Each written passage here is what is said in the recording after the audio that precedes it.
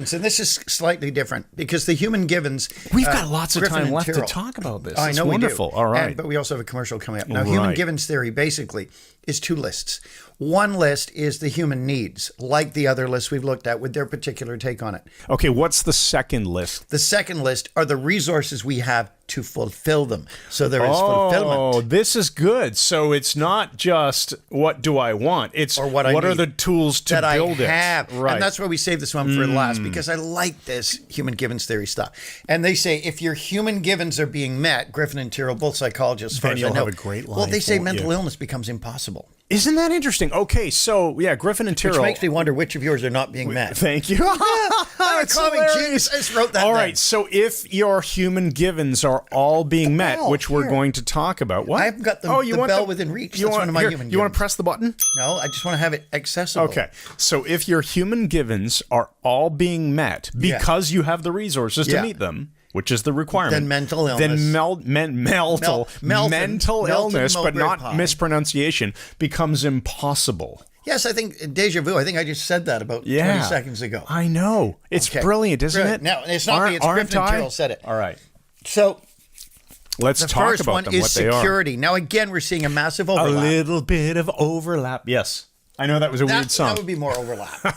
Sorry, you're right. It's interconnection. Okay. A little bit of overlap. Security, a sense of safety and security. Yes. Having safe territory, an environment in which people can live without experiencing excessive fear. Exactly, because this makes total sense. If you don't feel secure, all right, if you live, let's say you live in a dormitory in college, and every single night someone breaks into your room and terrorizes you, you're going to live in fear. You don't have security. See, I can't relate to that at all. I know, you would have been the one doing the terrorism. No, I wouldn't. I would not at all. I would have had it so locked up, though, and edged weapons, that if anyone tried to get in, I lived with a guy, and we used to scare each other all the time. I'll give you a quick.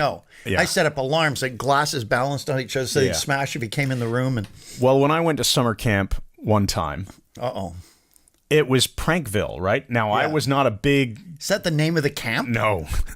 I was not a kid who had the significance and status to play the pranks. So when I fell asleep one night, I woke up in the middle of the night with a black magic marker beard all over my face, and somebody had mixed like toothpaste, Hershey's chocolate syrup, and soap, and sprayed it all over me, all over my sleeping bag and my hair. But I didn't want to admit that it bothered me. So when I woke up in the middle of the night and I saw in the mirror, I literally used my fingernails and some soap to scratch all the black magic marker off. That's work. Yeah. Went back to bed. I can see the residue of it to this day. As if nothing happened. Anyway. Yeah, you wouldn't show it. Do you think I felt secure during that Did you feel secure? camp? No. Did you? No. Well, and I hated it. I had a friend, a very good friend, passed out at our place once. We were in 20s, in our early 20s, where people party and drink too much. And what we would do was when he passed out, we got an indelible laundry marker, the thick mark. And we drew a penis on his forehead. Oh, that's horrible. With all the trimmings, okay? Quite large. And we didn't tell him. And then we went to McDonald's for breakfast. And we gave him money. He said, here, we want to sit down. We're hungover. If you order for us, you can have yours free. We gave him the money. And he's standing in line at McDonald's with this penis on his head. That was a joke. Now, that would violate Maslow's, human givens theory of security. Maybe that's why he went on to have mental illness. But he did have number 2, which was autonomy and control. Number 2 is a bad word. Right. He had autonomy because you gave him the money and you gave him the power to go order. Yeah, we also gave him a penis on his head. Despite the fact that you had drawn a phallus on his face, Okay, this podcast is another one with refund written all over it. So let's move on to autonomy and control. Now, if you have a penis on your head, you don't have quite the autonomy and control that you think you do. Let's connect this in with Michael Pantalon's book that we are big fans of. We've mentioned before. Not Influence, that's Cialdini. I like to watch. What the heck's it called treading again? Water. He's treading water. Chris, what the heck? Ship's coming. Keep Why swimming. is the name of the book just gone now from my head? What else have you just forgotten? Not Mastering Influence is a Tony Robbins program. What the heck is the name of his book again? Frottage and Clowns. I've just lost it, Mike. So we're going to move on, and it's going to come back to me. But his book is all about autonomy. Instant Influence? Thank you, Instant Influence. Instantly recalled. Instant Influence, the foundational principle in that book is you have to honor autonomy. Yeah. Everyone People want to feel autonomous. They want to feel they're not under the control of someone else. Right. And when you support them in their autonomy, it's amazing how influential you can be. Absolutely. So autonomy is a human givens, and you can see why that works then. Yes. If you're saying to the person, look, you're free to do whatever you want. I'm just offering this as an idea. As Right. soon as you say that, they're more liable to do it. And if because I'm high in the higher register of my voice to make that point. Yeah. In fact, think about children who have a secure home. Yeah. And are loved and all that, but their parents are always ordering them Birthday around and clowns, yeah. threatening them that or offering consequences. If you don't do this, then I won't do X or terrible. Y for you or whatever. I'm not taking you to that birthday party if you don't do your laundry, if you don't clean the dishes. If you're constantly telling kids what they must do, well, yeah, they maybe have security, but they don't have autonomy. What? No, you don't spank. You didn't spank your kids, did No. you? Okay. How did you maintain their autonomy, but influence them to do good instead of stupid things? You just let them. I did it. You did the. You just let them know the logical cause and effect. Logical. I think if you explain a logical cause and effect relationship between things, but then you create an emotional state that has them wanting to contribute in some way. Okay. That can be useful, right? The contribution can then be honored. Yeah, after but the a fact. simple thing is, hey, let's say you'd promised to take them to McDonald's for a Happy Meal. Not that you should do that; it's junk food. But not there's anything wrong with it. We're not going. if you against McDonald's. promise, Still eat there. and you want the kids to finish cleaning up the toys in the room, you'll say something, and this comes out of Alison Schaefer, who's a Toronto-based parenting expert. You say something like, "I'll know you're ready to go to McDonald's when the toys are put away." Nice. There's no threat. It's It's clever. Right. Now, my father was a master at controlling me in a good way. But you know how he did it, Chris? No? Yes? He would barely, no, not his crazy stuff. He would barely look up from the newspaper. Oh, yeah. And if I was acting up and being a bad boy, he'd say, you've no idea the things you've missed out on in life. And I go, what do you mean? Instant interest, right? He'd say, things we were going to do. And you mean like tickets to the circus? Well, yeah. And I said, what? Like I was a bad boy? Yeah. And you were going to take me to a circus and you didn't because I was bad? And you went, things like that, yeah. Bang, did that. That would keep me on track for maybe a year. Okay, so. All right, so autonomy. People need to feel in control of their own life. Status and status. Okay, so. Status. And that really comes down to that sense of, if you look at the Tony Robbins model, you've got significance, right? Yeah. And that matches nicely with status. Which leads to, as we say in Britain, privacy. Privacy. Are you a very private person? I am somewhat of a Privacy. private person, as you know. I think so. I can do the public thing, like when we're doing one of our amazing trainings in the UK or Las Vegas or something, or Toronto. I can do that and I can be sociable. But I have to get away.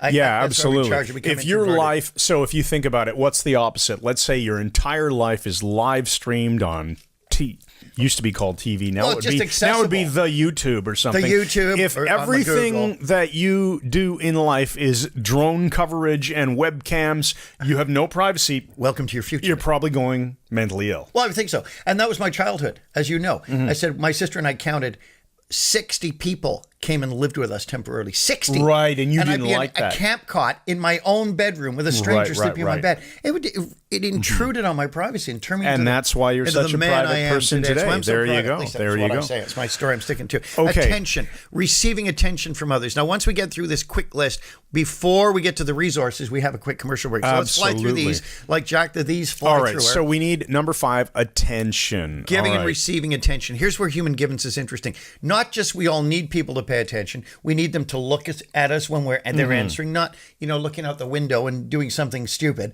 But we also need to give attention. And I would never have heard that apart from human givens theory. That's interesting. So you're saying that we need to give attention. That's one of the needs. Yep. To give it. Yep. Yeah. Human givens calls it a form of essential psychological nutrition that fuels the development of each individual family and culture. I guess that actually makes sense because if all you're doing is getting attention, you're the life of the party all the like time. Jack the attention getter. But it's almost like you don't necessarily have any actual outside interests in other people. Right. So if you have that interest, you will be giving attention to those other people. Right. And without that, it's a metaphorical nutritional aspect of your life that's missing. Metaphorical. Okay, I like that. Very, very it's interesting. the antithesis of narcissism. Narcissism is all about getting attention. Getting. And if you're a narcissist, you're mentally ill, maybe some would say. Certainly need to work on it. Right. And we're using the term loosely. We're not here. diagnosing, just so you know. We're not doctors, but Okay, we're so clever, you have very to clever. give and get attention. Said that already. Very interesting. So now what about I connection? Like that. This is another one. We've seen this already. Connection. But Well, connection that's to a the wider whole- community. Right. Interaction with a larger group of people and a sense of being part of the group. That's what the jiu-jitsu class And it's in gave. Robin's That's model, what love and MMHA connection. gives us too. MMHA Engage, our online community of people around the world. And you know where else? Hypnothoughts Live. When we get to Oh, go to man. Vegas to go to Hypnothoughts Live, and it's looking like right now, as we record this in early July, second year in a row, that it's looking like we won't be able to go. That's right. Which is it's actually quite disappointing, right? Because I'm missing out on a connection of wonderful friends that we won't have seen in a long This time. is it. You know, it's just it. Scott Sandlin and Richard Clark and Stephanie do a great Skiba job. and the whole yeah, team. Stephanie, and we see all our friends, but maybe not this year again. So let's get to intimacy, emotional connection to other people. So friendship, love, intimacy. It doesn't have to be private. Certain privacy, Privacy. with already got privacy, intimacy. privacy up I in know number there's 4. a certain privacy that intimacy requires too. There's connection there. There's different kinds of intimacy, interesting. Chris. I Get know. your head out of the gutter. It's not always about vumping in the vumper. Yeah, or something. it could simply be Like Jack the Vumper. two very close friends having an important conversation, Like this sharing one. details of Yeah. their lives, right? Yeah. But not private, not publicly, because No, well, you generally want privacy when you're having intimacy. So an intimate Okay. conversation, This is- you wouldn't want a live stream, right? Red flag. I see where Let you're me going. say. Yeah. All right. I've got another one ready. But So I like how the connections are forming here, though. I This do is too. really cool. Now, what about competence and achievement? Now, this is a sense of our own competence and achievement. So we have what it takes to meet life's demands. That really, to me, sounds like a sense of self-confidence. Confidence comes back to like it's not esteem. Esteem is when you feel important and valued, right? But Competence. competence It's being would give able. you confidence, Not being certainty, kind, being able. which really maps across to certainty in Yeah. Tony Robbins' model, right? So I mean, competence. Did you feel competent as a kid? At some things, absolutely. At Yeah, other me things, too. not so much. Me too. In some areas, I wasn't good at sports. I got Yeah. into things like illegal nerve centers and stuff, and we had to have wrestling at class. But I was a smart kid, but there was a lot I couldn't do. I couldn't do math. Still can't.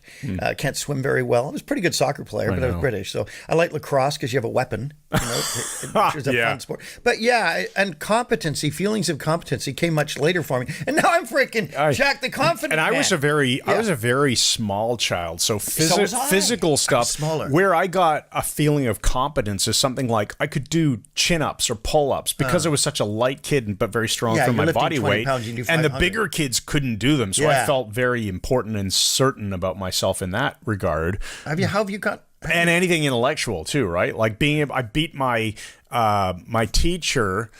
I think his name was With a stick? Mr. Hogue. In grade 6, I beat him in chess. And he was so blown away. I no idea. I can't remember. White? No idea. Bobby Fischer no remembered idea. every game I got he a ever signed played. book though that I got as a gift from him. And anyway, it was really nice. But when I was in grade 6 and I was this tiny little kid, but I could beat my grade 6 teacher in chess, I felt very significant and important and all that. Significant. Garry Kasparov, Anatoly Karpov, and Boris Spassky. I have all 3 of their autographs. Oh, that's awesome. I know. There we go. Now, Does that give you meaning and purpose? And Magnus Carlsen's. But let's talk about the final Competence one on and this achievement. list: meaning and purpose. Yeah, and I think that fits in well with Robin's model of growth. Yeah.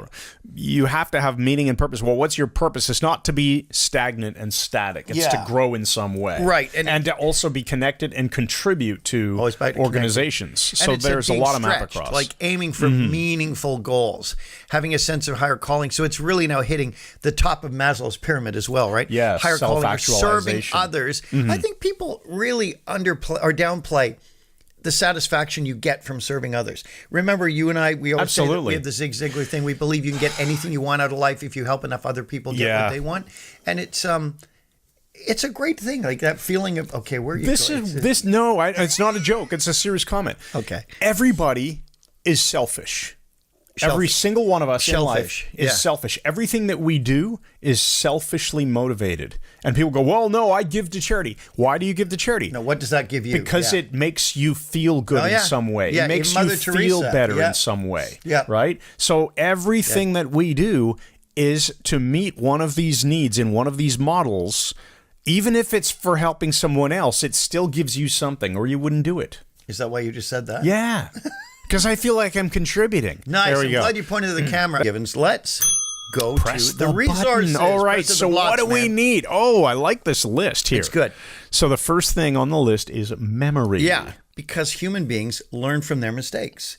We can learn from our mistakes. We can memorize vast reams of information, as I certainly have, and then apply it to different tasks when needed. So memory gives you the ability to correct based on past mistakes. Right, Okay. the ability to develop long-term complex memory. Now, rapport is another, and we talk about this one all the time. Well, yeah, you're not going to have a sense of connection if you don't have rapport with other people. Right, so right. that's an obvious one. You need rapport, which means you need other people in your life. Good point. And that's why people on desert islands in movies usually go mentally ill. Welcome to Fantasy Draw Island. faces on beach balls and stuff. Yeah, wasn't there a Tom Hanks movie? Wilson. Yeah, Wilson. That's right. That's to keep himself sane. He You had to cried when you imagine. saw that, didn't you? I'm still crying. Okay. All right. Imagination. This Imagination. enables Ooh. people to focus their attention away from their emotions and problem solve creatively. In fact, it's what they call a reality simulator. The idea is human beings, we have the ability to step outside our situation, look at it in a to dissociated imagine form. various possibilities. Yeah, you're frozen from it with a lot of and then you To- said it. to Make imagine sure- possibilities. Yes, possibilities Right. and work things out. Right. So, which is why things like meditation, self-hypnosis, where you're doing guided imagery to imagine various outcomes, to put things from your past into garbage cans and onto the highlight wall of your life or whatever it nice. is. That's really good. There's- You've redeemed yourself with that alone. right. There Not we go. thoroughly, but So now, what about imagination. instincts and emotions? These are basic responses we have From calibration and from Right. memory and from past and experiences. past experience. It said these are propulsions Mm-hmm. for behaviors. Emotions will drive our behaviors in different ways, positive and negative. So we can use those to get the job done. Mm-hmm. And if you think about it, so it says instincts, which to me was the calibration. Instincts is more like, gut feeling. Well, that's you calibrating something based on Spider past sense. experience, right? Yep. But emotions, which is also on this list, imagine if you could not feel emotion. Right. I mean, you're going to, it's not that you can't feel it. Imagine if you bottle them up consistently, just let them repress them. build. Right. Yeah, yeah. What happens to people when they bottle up their emotions? Why do we call come it flying bottling out them up? like Because Jack the frickin' whoa, Outflyer. right? Yeah. It's when you drop one of those what those candies, those candies that they drop into a bottle of Coke and it goes whoosh, crazy. You know what I'm talking about? No, Chris, I don't. Oh, those little white sugar candies or whatever that effervescent. little white balloon. Yeah, there you go. Anyway, Okay. I don't know why I can't No think idea. of this right now. I don't but- know why you brought it yeah. up. Now, well, a the idea of, rational mind, of which is what we're things trying exploding. to get here, a rational Right. mind, Chris, a conscious, rational mind that can check out emotions, questions, and analyze and plan. Okay, so this is some of the left brain stuff, some of the conscious analysis. You have to be able to think and plan and analyze. Right. Now, Right. connected to the whole idea of imagination, it says a metaphorical mind and the ability to know, to understand the world unconsciously. Well, that's actually nice, eh? Those are the two halves of the brain right there that Yeah. we tend to think about, our left and Metaphor our right. matching. This is like that. And it's the two hands. So it's So Yeah, there's done a that a lot in sense this here episode. that you need a lot of schema and background information and knowledge. And of course, memory ties into all this that we just said. Absolutely, So absolutely building does. your schema that we always talk about on this podcast is an important thing to having that rational mind and It is. metaphorical mind. And I sort of made a mistake about talking about the observing self when I talked about imagination, but this is saying an observing self. The part of us that can step back, be more objective, and recognize itself as a unique center of awareness apart from intellect, emotion, and conditioning. So Which it's really the is ability like to dissociate. In NLP, we would We're call that hypnotists. We know this dissociation. stuff. So and actually that's the nice thing because Griffin and Tyrrell, they have NLP training and hypnosis training. These Yeah. guys aren't just making this up on the back of some randomness, right? There is Right. a connection here. Okay. Fantastic. That's good. So- And a dreaming brain, finally, according to expectation fulfillment theory of dreaming, the idea that dreams are enabling you to live things from the day that are unresolved emotionally. Which is, do you actually mean dreaming during sleep or do you mean the idea of daydreaming? No, dreaming during sleep. Okay. To depotentiate emotional arousal from that day. Aha, and that's why when you read their book, Well, yeah. you said they taught that dreams are to resolve emotions from. That's right. So that you're always waking up with a tabula rasa, a clean slate. Okay, It's so like, last dreaming night I is dreamed I basically pushed like you off a building. Oh, You know, and so but you've forgiven yourself already. in myself, yes. Okay, so dreaming is in a sense cleaning up your brain That's at right. night. Okay. That's it. And dealing with the that's why these sleep learning things typically don't work because dreaming is not time for taking learn. in new Yeah. information. So